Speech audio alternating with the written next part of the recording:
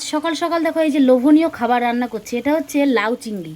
কে কে খেতে ভালোবাসো বলো তো? দেখো কত বড় বড় চিংড়ি দিয়েছি এতে, দেখেছো? তো লাউ চিংড়িটা এখন রান্না আমার কমপ্লিট। এবার আমি এর মধ্যে একটু দিয়ে দেবো কি জিরে গুঁড়ো। তো এটা আমার এখন কমপ্লিট। তবে শুধু এটা রান্না করিনি, আরও আইটেম আছে, চলো তোমাদের সাথে একটু শেয়ার করি। দেখো এইদিকে আছে পটল ভাজা, এই যে আছে ভেন্ডি ভাজা, আর এই দিকে আছে এই দেখো এই যে ডাঁটা দিয়ে আলু দিয়ে কুমড়ো দিয়ে একটা নিরামিষ তরকারি। আর এই দিকে আমাদের খাবারটা রেডি হয়ে গেছে এই যে বরবাবুর জন্য।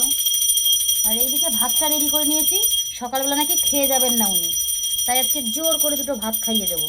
তো চলো বরবাবু কি করছে তোমাদের সাথে একটু শেয়ার করি, চলো। দেখেছো এই দেখো সকাল সকাল ঘুম থেকে উঠে কি করে, এই যে একটু তাকাও। তুমি কি করছো এখানে? বাবার পুজোর সেবা দিচ্ছি। তাই? তোমার ভালো লাগে প্রতিদিন এই যে সেবা দিতে? ও পুজো জিনিস তো ভালো লাগে। দেখেছো এই দেখো সকাল সকাল উঠে আমি কি করি আর ও কি করে।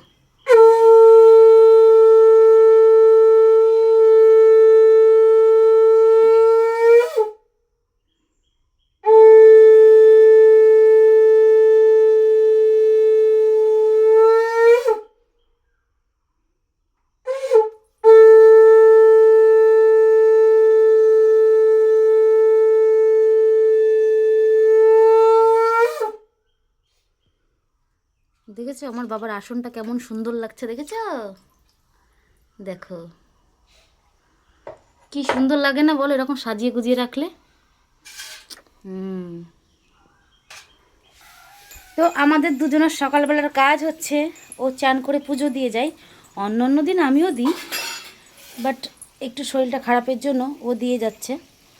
আর এখন আমি রান্না করছি, সেই 6:30টার সময় রান্না বসিয়েছি, এখনও কমপ্লিট হয়নি, যেহেতু 2-3 পদে রান্না করেছি। তো আর এক জায়গায় যাবার আছে, সেই কারণে একটু সকাল সকাল রান্না করে নিলাম। আর আমার বরবাবু তো বলছে আমার এত কষ্ট বোঝে, এত কষ্ট বোঝে, বলছে না তোমার রান্না করা লাগবে না, আমার ব্যবস্থা আমি করে নেব। এটা কি কখনো হয়? আচ্ছা এটা তোমরা বলো, বউরা যদি যত্ন না করে স্বামীদেরকে, তো যত্নটা করবে কে বলো তো? তো যাই হোক, আমার কর্তব্য আমি করব, তার কর্তব্য সে করবে। তো এখন টিফিন গুছিয়ে দিয়েছি, এখন সে কাজে চলে যাবে, আর তাকে দুটো খাইয়েও দেব।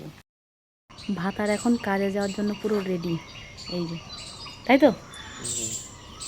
ভাতারকে এখন খাইয়ে দাইয়ে দিলাম, সমস্ত কিছু রেডি করিয়ে কাজে পাঠাচ্ছি, তাই তো? কাজে কাজে খাবো কি? কাজে না গেলে খাবে কি? এই যে টাটা, এখন দাঁড়ানোর টাইম নেই, লেট হয়ে গেছে, ওই জন্য কথা বলারও টাইম নেই। তো চলো ও কাজে যাক, এবার আমার কাজ আমি করি, কেমন? তো চলো পরের ভিডিওতে আবার আসছি, টাটা।